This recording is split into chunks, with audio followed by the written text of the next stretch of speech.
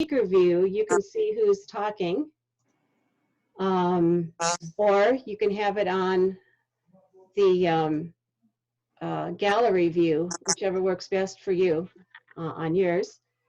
And we're going to mute everybody when things start because, you know, we get, I'll do that. Actually, I can't do that on my computer, but, you know, there's some background sounds that we don't want to have interrupt. And if you have any technical questions, you can go, you can click on the chat box down here, and that'll bring up this screen. And you can send a message to everybody, or you can send a message to a single person. And so if you've got any questions or anything that you have a question, it's like, I don't want to forget that, I want to ask, you know, somebody later, go ahead and put it in there. And that's a good way to save it for us.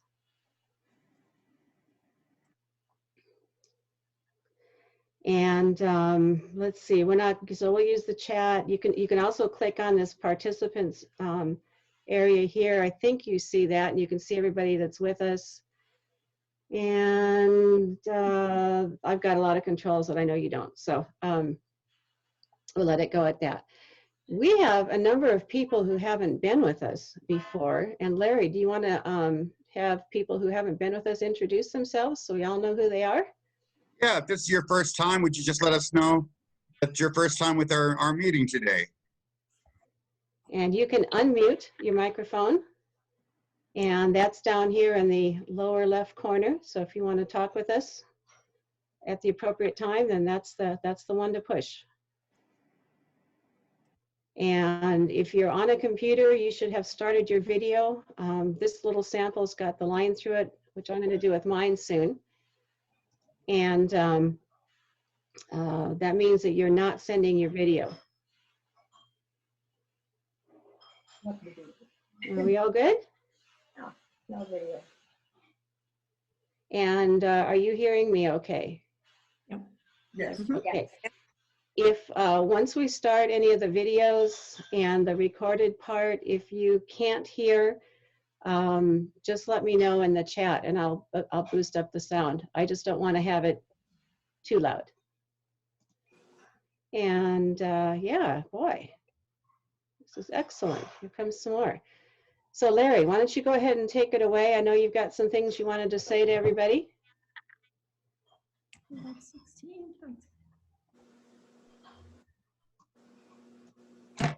All right, are we ready to begin, or should we wait another minute or two, or? Well, I got 2:04. 2:04, okay. Give it another minute if you want. We'll start at 2:05. Okay. You can go back to the screen, and then I'll begin right during that screen. To the first one. The first screen? This one. The Christmas? Yeah, that one. That one. Okay. And I'll welcome everybody in just 1 second. Sure. And I'm going to go ahead because I'm moving back and forth here, and I'm going to put my standard screen on here. So I'm going to disappear, sort of. So I'm not moving all over. Okay. Mm-hmm.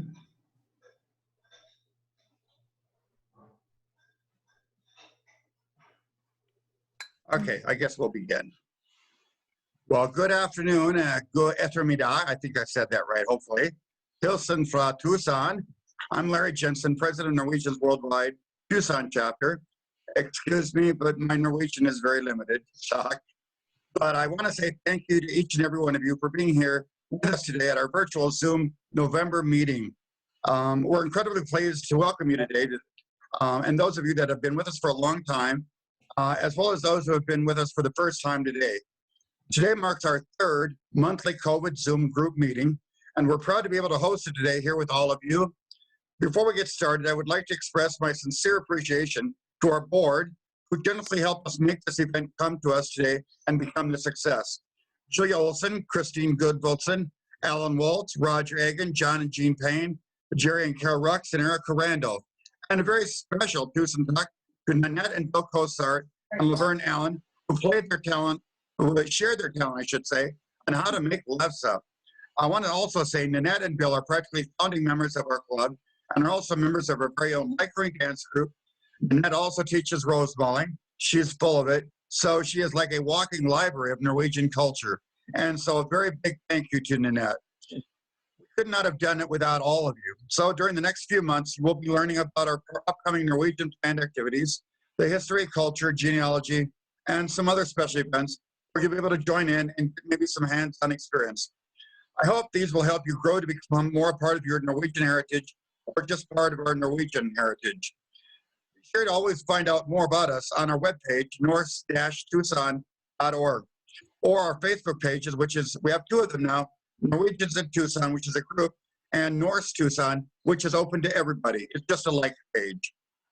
Now, I also want to remind everybody that our December meeting will be a Norwegian English Christmas service with Pastor David Stroman of Redeemer Lutheran Church of Salinas, Kansas. It will be a virtual Zoom service, and he's here with us today. So thank you, Pastor Stroman, for joining us today. Our church service will be in Norwegian and will be traditional Norwegian songs, and you can all join in with the words and song and sing along. The program will be a service and lyrics that you can sing will be available a few days before the event on our webpage, and you can download and print the program so you'll be able to follow along. And please tell your friends and family, as this is going to be well worth your afternoon and theirs. So it will be a fun afternoon. I don't want to take too much of your time now. I need to leave some time for today's program. So get ready for our Norwegian holiday. Today is going to be fun and I hope full of learning. At the end of today's program, though, I want to ask you to share your questions and memories with our group if you have any memories of your Christmases or anything like that that you might like to share with us. So now a very warm welcome to each and every one of you. If you have questions, suggestions, clarifications, or just even want to say hi, you can use your chat button at the bottom of your screen or just speak up at the end of our program when we open it up for group conversation. Now, you may also contact us at our webpage at norse-tucson.org in the contact section. Now, so let's get started getting ready for today's Norwegian program. Julia, go ahead. Okay, I'm going to mute everyone at this point so we don't have the extra sounds going on. And then if you do, when we do have time to chat, you can either unmute yourself by clicking the lower left-hand button, or you can hold the space bar for a temporary mute. And as we're going on here, I will, if I see questions that are really pertinent, then I will address those, and we'll talk about the Christmas service a little bit more near the end. We'll talk a little bit more about next month's. So here we go. I'm going to mute everybody, and let's see, except for myself. So here we go.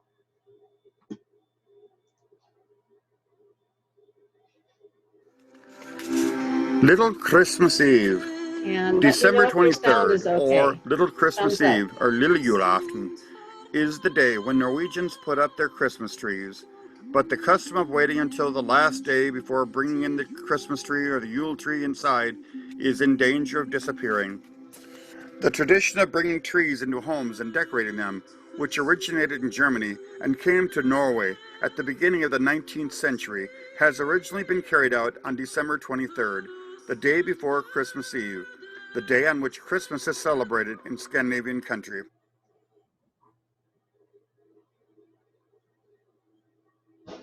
Okay.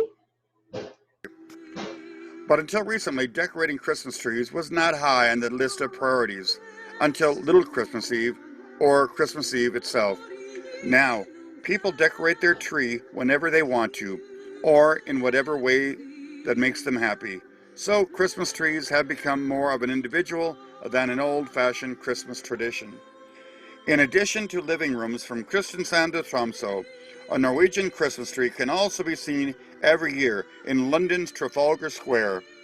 The city of Oslo has famously donated a Christmas tree to the British capital every year since 1947, when it was received a tree as a gesture of thanks from the United Kingdom's support for the Norwegian resistance movement during World War II.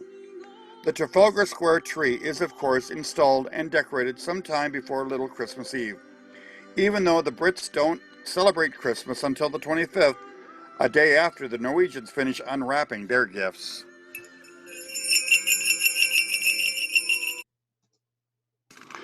The Norwegian Pioneer Christmas Tree. For much of the Midwest, especially in the Dakotas, Minnesota, Wisconsin, and Iowa, Scandinavian culture is ingrained with many of the residents.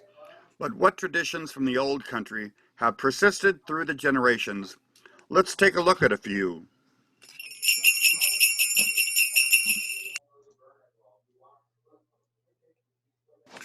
Let's start with Good Jul.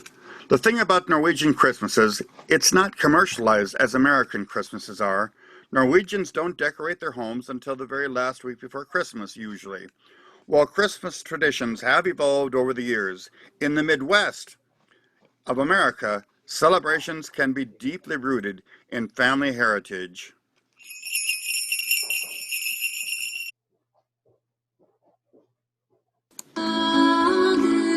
A stabur. The stabur is a historic Norwegian shed used to store various types of grain. The Norwegians first began building the storage house around the year 900. The structure, which was traditionally built on stilts in order to keep mice out of the grain, was the central building on a Norwegian farm. Most staburs are reminiscent of those built in Norway in the years 14 and 1500s. Trunks with clothing and valuables were stored on the upper floor. Food and commodities were stored on the ground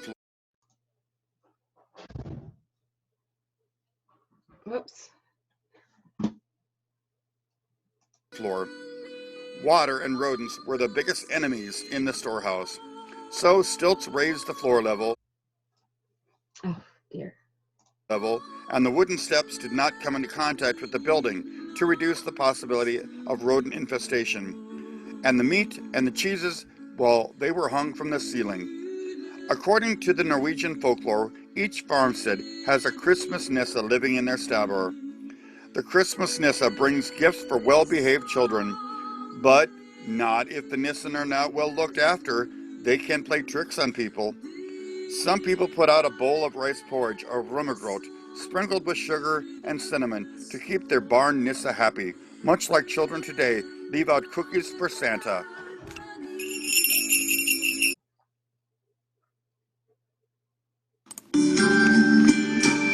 The Stave Church. A Norse Christmas. Norway, 25th of December, the year 1203. It's been freezing for days, but there's not much snow yet. That's what the pastor had hoped for. Without all the snow, more people will come to the church service to celebrate the birth of Jesus. So, all is arranged, a nativity scene, and a fire is lit, so it becomes warmer and more welcoming in the Stave Church. Now, it's just waiting for more people to come and join before starting.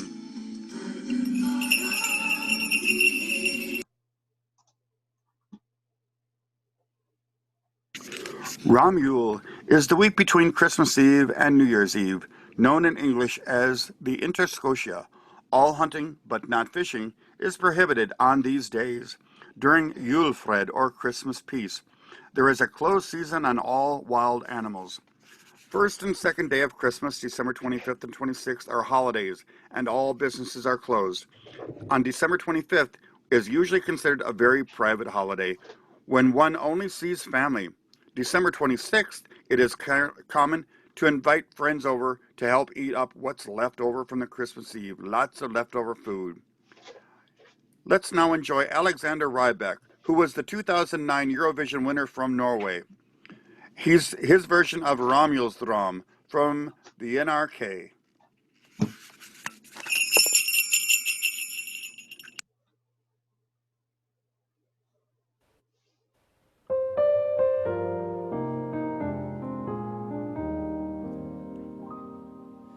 En skulle vært 4 år i romjul, og kjent ei jente som var nesten 5.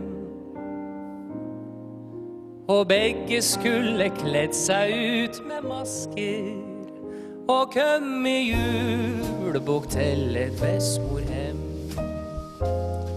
Og klokka skulle vara midt på dagen, og vägen skulle vara lätt att gå.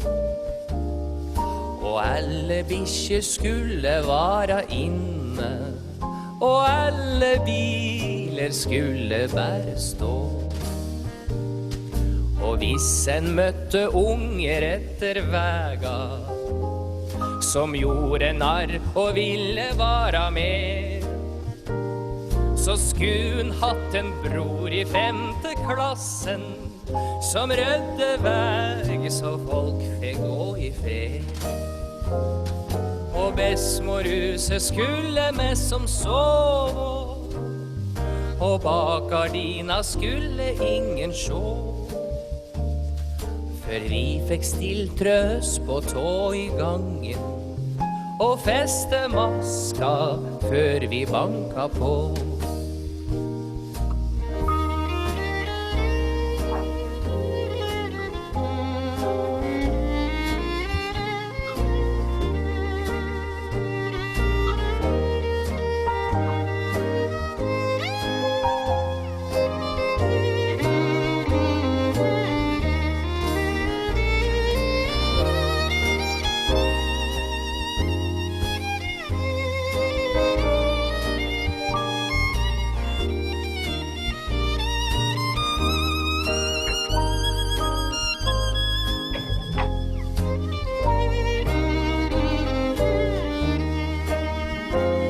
En skulle vara i 4 år i romjul där julelysa bränte dagen lang.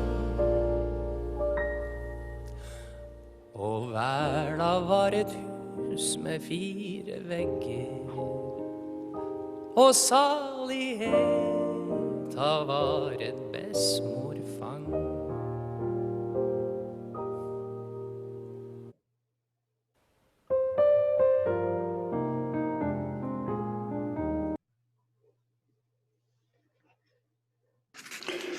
Nissedal, Telemark. My own Norwegian family from Trung in Telemark live at the foot of a lake named Nissevan, and they're from the parish of Nissedal, which means it is the lake of the Nissa and the valley of the Nissa. My grandmother would often tell me bedtime stories of her youth and all of the Nissa that her family lived with. In the olden days, there was a great number of Nissa around. Every farm seemed to have their very own. Today, there is not quite as many. The Nissa are not any bigger than small children. They are mostly dressed in gray with a long red stocking cap on their heads. They have 4 fingers on each hand because they do not have a thumb. Most of the time you will find Nissen in the barn or the stable. There he helps to take care of the cattle as he grooms the horses. However, he treats them quite differently, just like he does humans. Sometimes he will take some good hay from one horse and give it to a horse he likes better. His favorite horses also have a much shinier coat. He keeps them clean and beautiful all the time, and often these horses have plenty of hay in their feeder when morning comes, while the others have hardly any at all.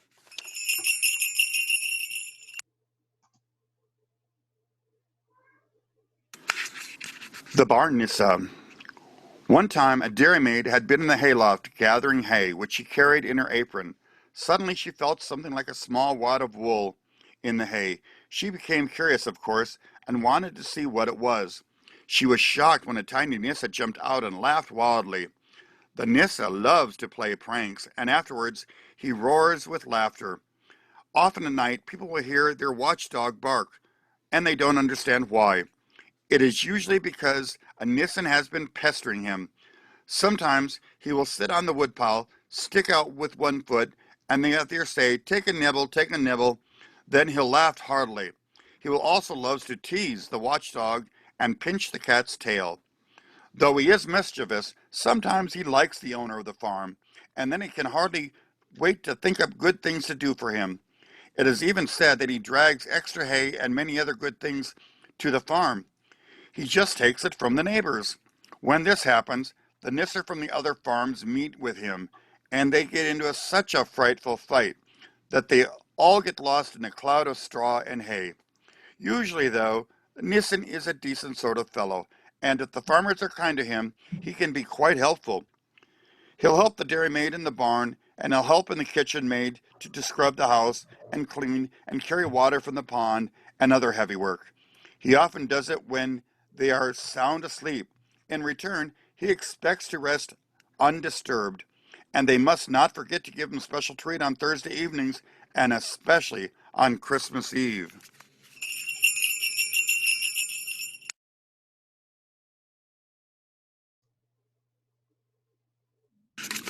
On Christmas Eve, it is a custom to put sour cream porridge, rommerkraut, cakes, and other treats out in the barn for him. Nielsen is picky, but if he is in a good mood and the food tastes good to him, he will often leave an empty platter. He will not tolerate being ridiculed or called names. Pity those who forget, because Nielsen is strong, even though he was quite small. Once a farmer met a Nisse out on a winter night. He commanded that the Nisse get out of his way. No sooner had the farmer uttered the words when the Nisse flung the farmer across the road and into the snowdrifts on the other side of the road. Now we'll hear a song, a very popular Norwegian children's song called The Nisse in the Barn.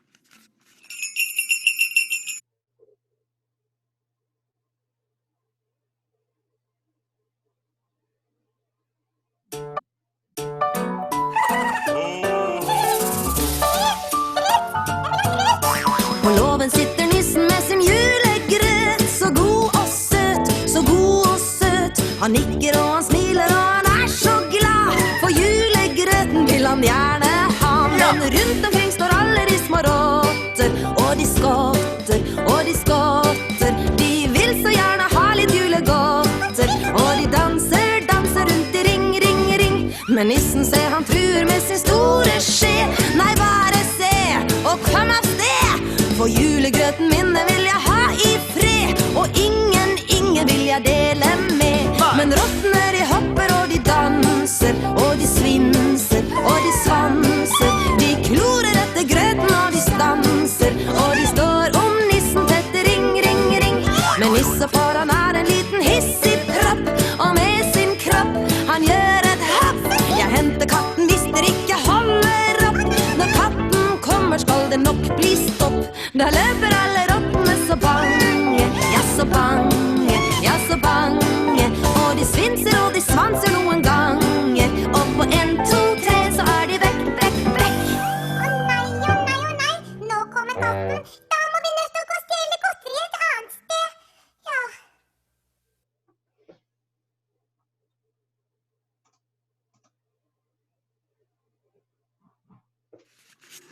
Lutefisk and LEFSE traditions. It seems only natural that the descendants of the Vikings, perhaps history's greatest tough guys, would celebrate a food prepared with a caustic and highly dangerous substance. Yes, lutefisk. Maybe we know it as codfish, preserved in lye or lut. It is both a delicacy and a tradition among Scandinavian Americans, who serve the chemical-soaked gelatinous fish with a warm and friendly smile. Lutefisk, or lutfisk in Swedish, is a traditional dish in Norway, Sweden, and parts of Finland.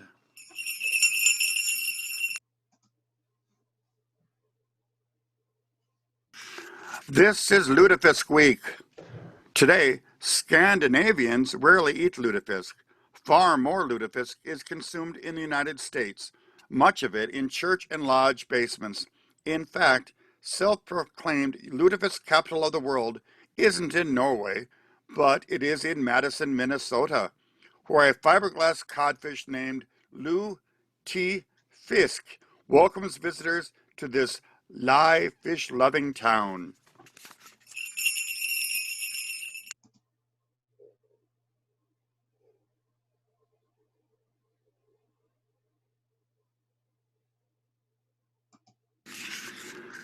The great LEFSE makers of days gone by. The lutefisk dinner is an annual fall and winter tradition at scores of Lutheran churches and Nordic fraternal groups and clubs throughout the upper Midwest and Tucson, Arizona, and the Pacific Northwest, or anywhere where there is a large Scandinavian American population. Strangely, these children of immigrants celebrate a tradition that connects them to their ancestral home, even as many Americans and Scandinavians have moved on. Brace yourself, lutefisk is coming.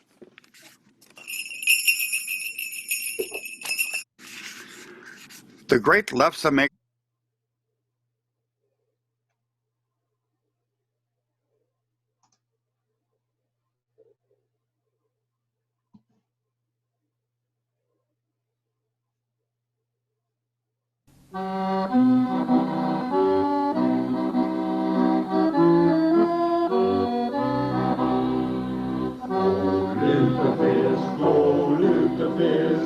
how fragrant your aroma.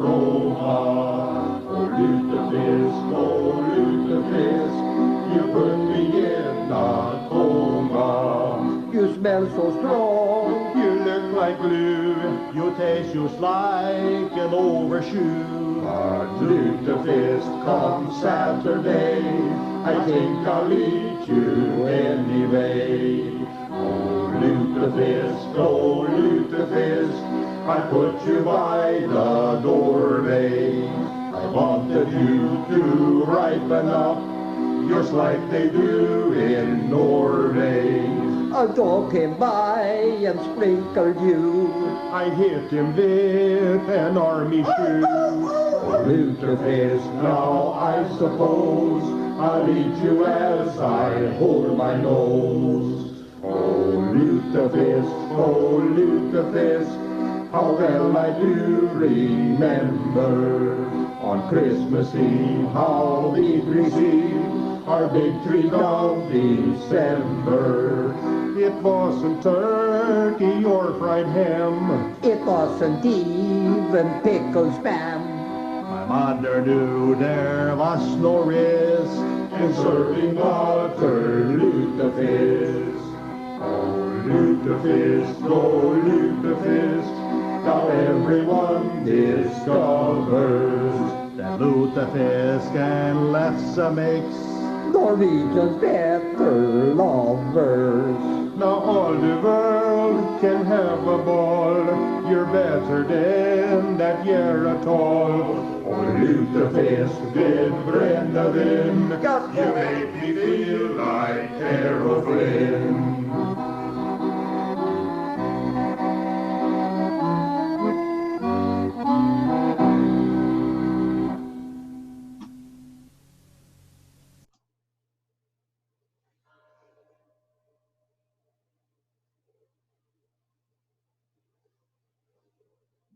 Is a former, well actually she's almost a founder of Norwegians Worldwide, and they're both into lecturing dancers. And so here we go. We're going to be learning how to make LEFSE today. We'll begin with the night before. I usually, with this recipe, now there are many recipes for LEFSE, and as my friend said, she heard that there were as many recipes for LEFSE as there are Norwegians. So this one was a friend of mine, Gretchen Carew's mother's friend. They used to make LEFSE when she was a girl. And so we will begin the night before. Peel the potatoes and cut them, medium-sized potato, cut it in long ways and then maybe once or twice so that you have about 6 pieces, and put it in the kettle with some water in it and do the whole batch. If you're doing it by yourself or 1 or 2 people, 3, I would say 5 pounds is ample. Don't make more than that until you've done it a few times and feel like making more. If you have a larger family and all, maybe 10 pounds would, be okay. Depends on how many rollers and people you have working at it. In the morning, it's covered with water. And then in the morning, you cook them before you're going to when you're ready to make the LEFSE. And you bring it to a boil and dump off just a little bit of the water so that it's up and almost to the potatoes, but it doesn't have to be covering like it does overnight. And then put it on the stove, bring it to a boil, then turn it down a bit, and let it cook probably about 20 minutes, depending on how many potatoes you have there. But they usually get cooked in 20 minutes. You don't want them to get mushy, but you want them to be soft enough that they will go through the ricer. And Bill now is going to show the ricing. This ricer, What am I gonna rice it? oh, okay. We already riced some here. We usually rice it into this, to the kettle, which we already have done a bit today, but he wanted to show. This ricer is a Williams Sonoma one that my daughter and family gave us one Christmas, and I don't know if it didn't work. So you put a couple of these, 2 or 3 of these chunks this size. Yeah, you don't want to fill it too full. No. And then, Unless they're super strong. and we found that an important thing, this container isn't quite as good because usually it rests on this. And so we're just doing this to show because we already did that. And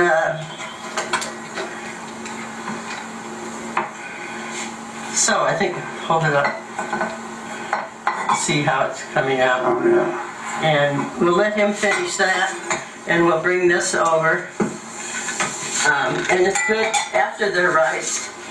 We found that ricing twice really makes them much easier to handle. And we're going to put this right over here. And this is Laverne, and she's an excellent mixer of the balls, and so making the balls. So she'll show you how to put it all together. And Larry says we'll have the recipe and things that you can get online. So now she has a 2-cup measuring cup there, and it first is 2 cups of the double mashed potatoes, and see she's smoothing it, and double rice. Here. Yeah. We cover it because, especially here in Tucson, it will evaporate and okay. And they tend to dry out, and then it's nice when they're moist enough to work. So, 2 cups of the double rice, and then we have all of our ingredients right here. It's a teaspoon of sugar and a half a teaspoon of salt, and did I said teaspoon here? It's a tablespoon. Is it a teaspoon? No, it should be a tablespoon. Got the wrong one there. So, tablespoon was 3 of those. yes. So it should be a tablespoon. I misread this at the moment. There. Okay. That one. And then, Just like at home. Yeah. And then this is the cream. half and half. Half and half. 2 tablespoons. It's hard to remember after a full year of not looking at it. Yes. And then the vegetable oil, we use canola oil. Oh. It used to be that a lot of them, well, some of them still do maybe, use lard, but we always use vegetable oil, canola oil. Now she just gives it a real good mix. All those ingredients will stir up before she adds the flour. And the flour she'll be adding next. And it says 3/4 of a cup of flour, and you can do that at first, and then sometimes we use the 2/3. Just do this one right now.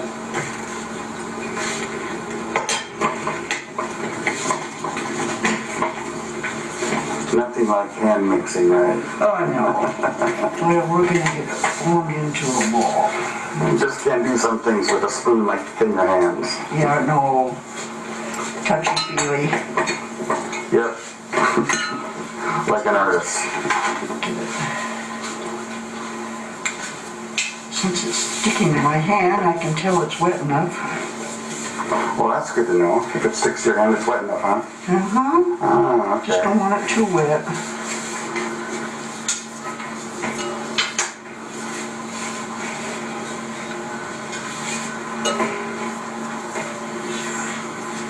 Now,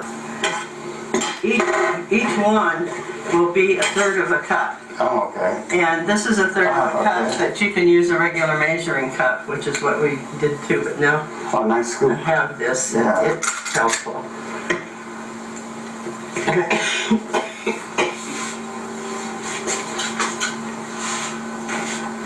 Now, the next thing after the balls are made, you have to work them a little bit.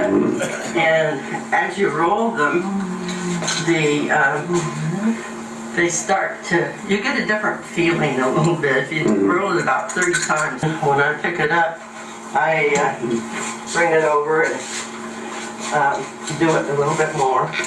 And then I put, and I'm rolling out, I put it, okay, first I have the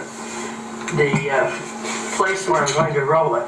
And if it's one of these boards, that's nice. And I put flour on it so that it won't stick. And you have to have a certain amount, and it's good. I have a, It has a cloth on the board. I have, Basic cloth on that. yeah, it's a board underneath. Okay. See, so it's a regular one. And then this is a little sock that goes over this type of rolling pin. And that's the corrugated rolling pin? Yeah, that's The correct. LEFSE rolling pin? Yeah, I have another one over there someplace. It's got a bow. Here, I'll just put it over here. Okay, then I go over the rolling pin like this. I mean, I've already done it before too. And I put this kind of to the side, and I pat it down. Then I turn it over so it's got a little flour on both sides. And the way I remember is a cross. And you go up and down, and then you go to the side. And then you make an X.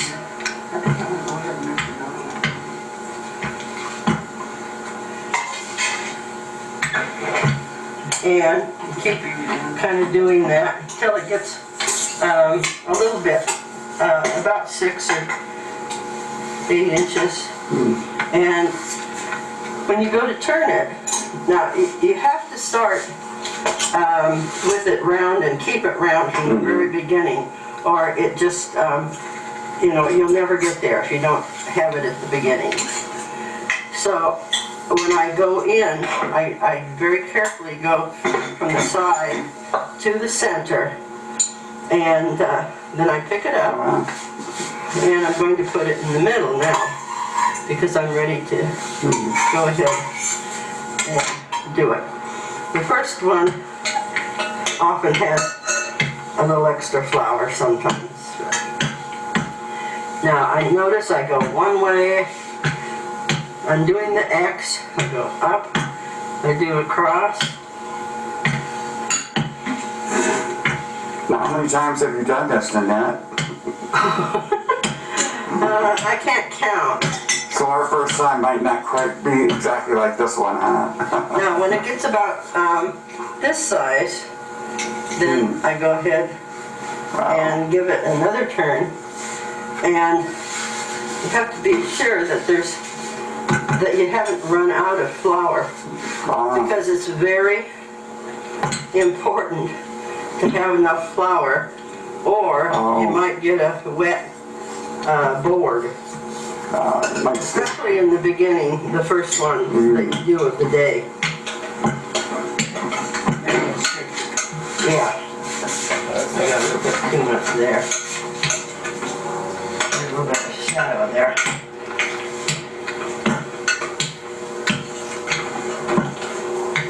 And sometimes if you push a little more on one side, if you have one side that's a little dented or something, just push it out there. Don't go all the way like this all the time. You don't have to press real hard, but do more around the outside, because if every time you roll it, you're pressing through the center, it makes it thinner and more likely to stick to your rolling pad or whatever, board. Yeah, and then you get, not so good. Okay, again, I'm not going to go through the middle because I'm likely to stab and make holes. And I'd never make it all the way through. But if you start at the side and just kind of work your way in with a little seesaw motion here, if you get into the middle, pick it up, bring it to your hopefully hot grill.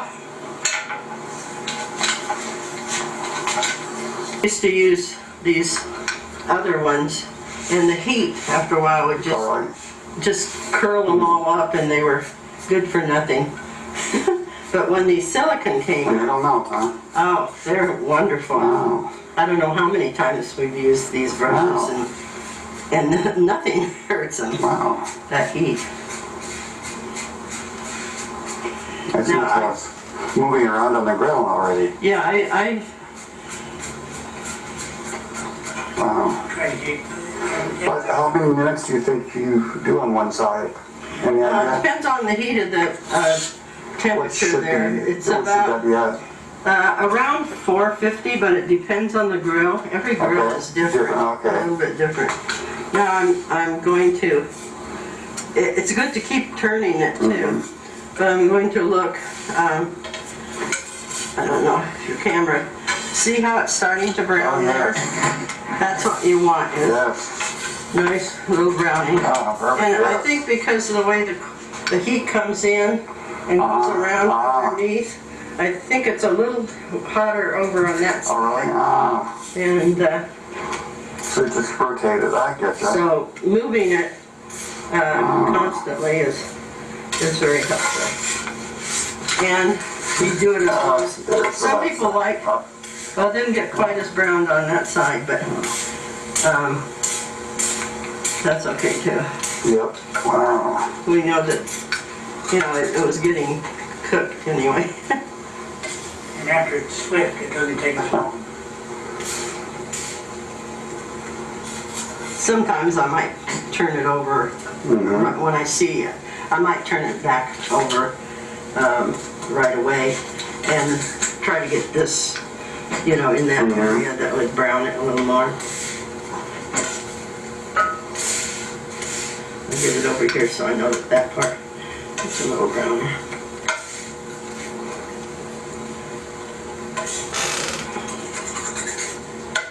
Now if you step a little more this way. Now where did you get your stick? Did you make that? The sticks, I have a collection of sticks, and I've had different teachers doing it. I want to tell you first, this right here is it could be a sheet. I found an old at a thrift shop. I saw got a damask tablecloth. At a very reasonable price. Oops. Anyway, this is a towel and this, and if you're making a bunch like we usually end up doing, then it's nice to have the extra warmth. Yeah, and then before I put the next one on, We usually wipe the grill off so it doesn't get too dirty.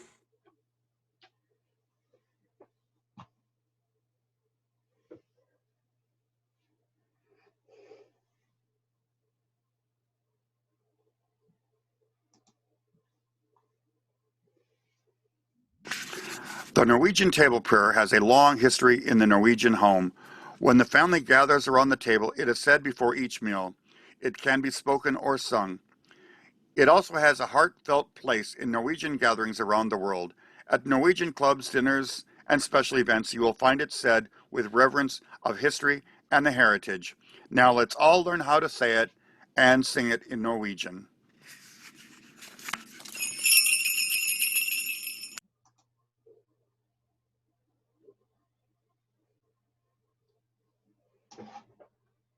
Now I'm just gonna say a Norwegian table prayer and also sing it for you after I've said it. I Jesu navn går vi til bords og spise, drikke på ditt ord. Deg, Gud, til ære, oss til gavn, så får vi mat i Jesu navn. Amen. And a little faster. I Jesu navn går vi til bords og spise drikke på ditt ord. Deg, Gud, til ære, oss til gavn, så får vi mat i Jesu navn. Amen. And now I'm going to sing it. I Jesu navn går vi til bords og spiser drikke på ditt ord. Deg, Gud, til ære, oss til gavn, så får vi mat i Jesu navn. Amen.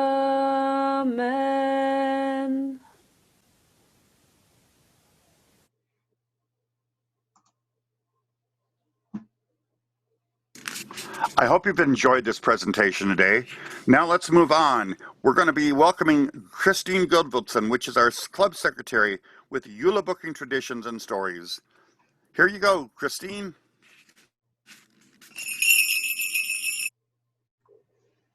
Okay, thank you. We have several of our board members here are going to be presenting their experiences with JUL Bucking. And I will want to refer you back to our September meeting when we talked about the Primstav. If you look at November 30th on your Primstav information, you can find that on our website. It was November 30th is called Jul Anders Day. And the folk went Jul Andering, and people dressed up and went around to other farms during the evening mealtime. This meal was traditionally in Norland, Norway, sheep's head and feet, and the visitors got to eat a foot. But first they were asked where they came from, and they claimed to be from a neighboring valley. If they didn't like what was served, a teasing rhyme was recited. That gives you a little bit of introduction into what JUL Bucking is. It's really a combination between Halloween and Christmas. But many of Norway's Christmas symbols stem from pre-Christian times. And the Yule goat is no exception. This is our little Yule goat. It is believed that the last sheaf of harvested grain contained the power of that year's harvest. This cut of grain was saved and made into a festive goat for Yuletide, and it was thought to keep evil spirits away. The role of the Yule goat changed over many centuries and became incorporated into the Christmas holidays. At one point in time, the Yule book distributed gifts after checking whether people had been on their best behavior. Does that sound like what we know about the Christmas? And in the 1800s, revelers would go Yule bucking, roaming from door to door and costumed as goats, playing pranks and demanding treats from their neighbors. And in the song that we heard with the violin player, if you read the words, it said go sneaking around the windows and going in the hallways without knocking, and that's what some of the people did in the 1800s. They played pranks and demanded treats from their neighbors. Does that sound like Halloween? And this practice continues today, just with a wider variety of costume choices, and we don't usually just walk into somebody's house unannounced. What I'm going to start now is I had sent out a request on Facebook and see how many people actually do Eula bucking or have been participating in Eula bucking. And I got back quite a few responses. This one is from Karen Maria Krongseg. And she says, yes, in far north in Minnesota, my mother did it with a few people in a town of 300. No one knew them. Then one year when I was there, mother and friends and I dressed up and used nylons to make new faces and drove 14 miles around the countryside with signs asking for drinks and goodies, and still no one knew us. And we picked up people on the way to go with us and had a great party at the end. We did this always between Christmas and New Year's Eve, cold and snowy. Yeah. Are you going to tell about mine? I have somebody here that is watching our show, Fran. And Fran and I went Eula bucking in Wolf Point, Montana, which is on an Indian reservation, but most or all of the teachers were recruited from Minnesota. So we had a good Lutheran contingent there and lots of houses to visit. And we ended up, and of course at each house we were treated to drinks and also what we had in our little wine bags that we brought with us to keep ourselves warm while we cross-country skied. And ended up at the pastor's house of all places at the end of our route. So I don't know, Fran, if you want to add to that or not. Got it pretty well, Chris. Okay. Speaker view.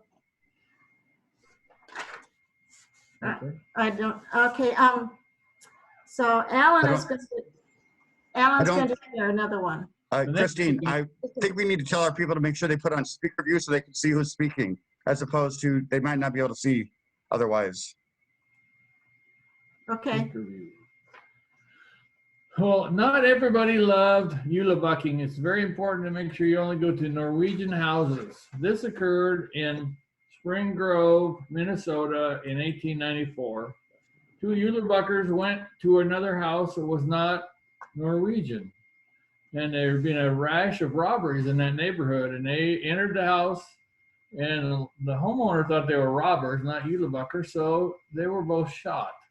So be very careful to only Eula buck with Norwegians that know what's going on.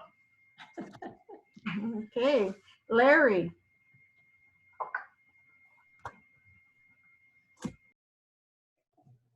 Larry, you're up next. Sorry, I was muted. Mine's a little bit more personal story. I bought the house that my grandmother grew up in. My grandmother was born in 1895, and it's a little small community called Lake Mills, Iowa.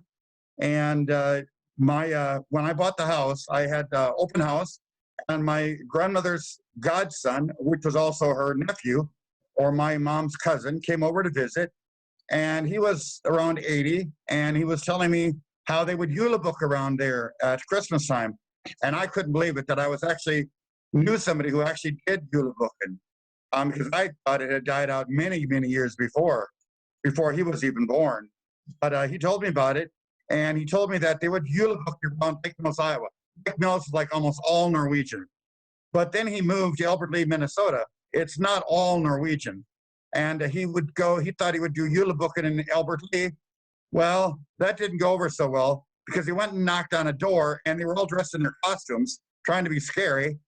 And the neighbor was not Norwegian, nor did not know about Eula booking. So he went and got a shotgun. I know there's a lot of stories about this. Apparently it happened a lot in non-Norwegian communities. And so the shotgun, he took the shotgun and shot it in the air, scared the heck out of everybody. And apparently the town outlawed Eula booking. And so anyway, that's my Eula booking story. I'd like to introduce Ernie, who's actually going to be one of the Eula booking people who's going into the house. And this is what he would do as a Eula booking. Yes, this is something I like to say. It goes this way. Hooray, hooray, I'm going away. I'm all dressed up like a Christmas packet, cozy and warm in my little white jacket. Hooray, hooray, I'm going away, and I bet you can't guess where. And that might scare a few people. All right. I guess that goes back to Carol and Gary. Am I, Yeah. am I on? Yeah. Okay, and what I'm going to be doing is reading from an 1890 memoir by Halvor Flauden of Trysil in eastern Norway. And just right that night, December 26th, was the right one for julebunken. It was mostly adults who did this, but they disguised themselves the way children usually do. They took a white cloth and cut out holes for eyes and mouth, smeared on some soot and red paint, and that made a mask. Men put on women's clothing, and some girls were so fresh as to put on men's pants and jackets. They didn't go from farm to farm, but visited only one neighbor. Altering their dialect and manner of speaking, they pretended to be travelers from afar and tried to stay in character for as long as possible. The children probably took them for the distant wayfarers they claimed to be, but the parents knew the score from the minute they came through the door, and they aimed to make the conversation as amusing as possible in an exchange of quick-witted repartee. When the time came for the Bulikans to go to the table, their masks came off, and the children would yell in the greatest amazement, "No, was it you, Joanne?" The Bukan brought along their ordinary clothes and changed into them to become people again. Now everyone joined in ring dancing that made the kitchen shake. The Julebuk procession provided an excuse to go to other people's houses uninvited. And my story is more or less like Larry's and Alan's. There was a glass factory in town, and they had 3 open hearth furnaces. Around midnight, the workers had a break for lunch, and they went outside where they found a Julebucker who was buried in the snow and seemed sound asleep. They were scared he would freeze to death. So to help him, they picked him up and brought him inside the factory and set him in front of one of the big open blast furnaces. Eventually, the man woke up. Seeing this, the glass workers came over and asked him if he was comfortable or if he should be closer to the fire. He said, "No thanks, kind devil. It's fine the way it is." Evidently, the man thought he had died and gone to hell. Good one.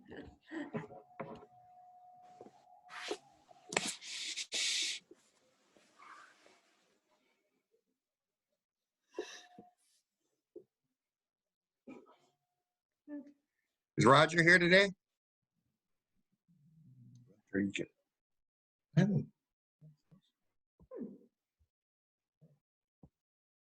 John and Jean? Yeah, I'm going to talk in my real language because you wouldn't understand me if I was actually going out julebucking. And I didn't put on my full disguise today either. Anyway, Julebuck was quite common in our neighborhood. And by our neighborhood, I mean my great-grandfather, Peter T. Peterson. The pious folk, though, they kind of ignored it.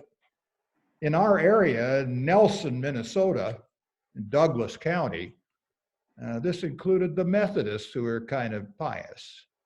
And then there were households who simply were no fun or antisocial. Kind of like our neighbor, George Sampson. He's English. And he had a bull that he liked to let out just about the time we were going julebucking, thinking that we would get sidetracked by this bull of his. Well, He didn't realize that my grandfather, Anton, was the one that raised that bull from a little calf. And so when Nellie, the horse, pulled us out in our cutter, that old bull just stepped aside and let us go. And we continued on until we were so tired that there was nobody left to bring us home except Nellie, and she did. That was our Eula bucking.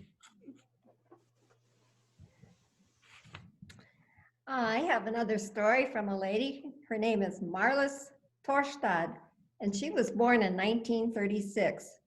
She says her parents practiced Eula bucking all the while they lived in Sacred Heart, Minnesota, a small town. But when they moved to Morris, Minnesota, which was not a Scandinavian or Norwegian community, they didn't dare do it.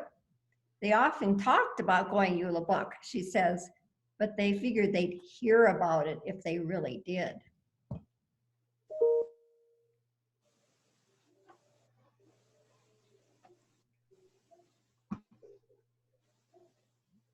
Christine?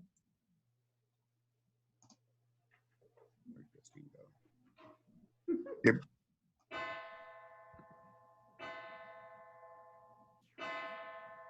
Unmute, Christine. Hi. There, I'm unmuted. So that, I believe, is everybody that has something to share about our Eula bucking. It was actually, it died, the idea of Eula bucking or practice died out in the 30s and the 40s as the World War started. Eula bucking wasn't allowed, and people didn't let other people in. They were suspicious too, because more and more people were moving into the area and they were less and less used to the custom of Eula bucking. So it also stopped when we quit horses and went to tractors about 1937 and 38. It was the horses that made it, you know, Yeah.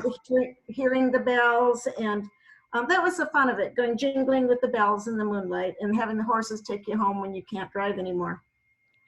And yeah, as Halloween developed, it too may have helped diminish Eula bucking, and people stopped Eula bucking when television and radios and other forms of entertainment became more widespread. So thank you for learning about Eula bucking. Larry? Yeah, now we'll open it up for, I guess, a group conversation to share your stories. And you can, there you go. Want to chat? Larry, this is David Strumman. Hi, David. I grew up 15 miles south of Lake Mills in Forest City, Iowa, as you know. Yep. And there were still, it wasn't the kids that did it, it was the adults that did it in Forest City up through the 80s. Wow. And we were more of a pious family, so Grandma frowned on it. But we had neighbors from the Joyce area. Oh, yes. Which is only my family. Yeah, the Brunsvolds was their name. You probably know them. Arnold would every year come Eula booking to us. But when I lived in Norway, I did Eula booking, and it was always fun trying to hide my voice. I speak our dialect fairly well, but as my first language is English, and I'm always afraid if Dad's cousins could understand me just through a word that I said wrong. This is something too. But I was always pleased if I could fool them. Do they still do Eula booking in Norway, David? Yes. Wow. And it's most often done on New Year's Eve. Oh. But you still do a lot of, and that was still something in Winnebago County, to go rumjul, to visit your neighbors between Christmas and the 12th day. Wow. You just never knew who would drop in. Wow. That's a nice little tradition. Well, thank you, David. By the way, December 13th, Sunday, y'all come for David's church service.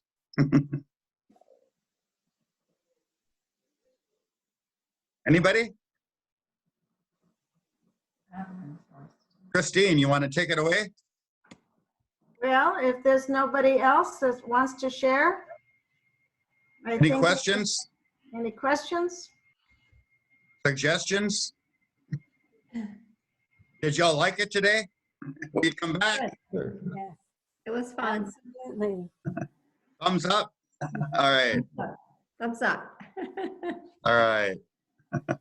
So there's our calendar for Norse Tucson and other UL resources on your website. I believe the recipe for the LEFSE is going to be on there.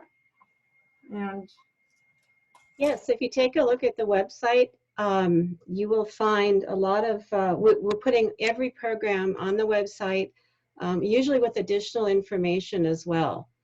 So if you go to norsetucson.org, you'll see the calendar, and you'll see that there's a number of things that you can access across the top.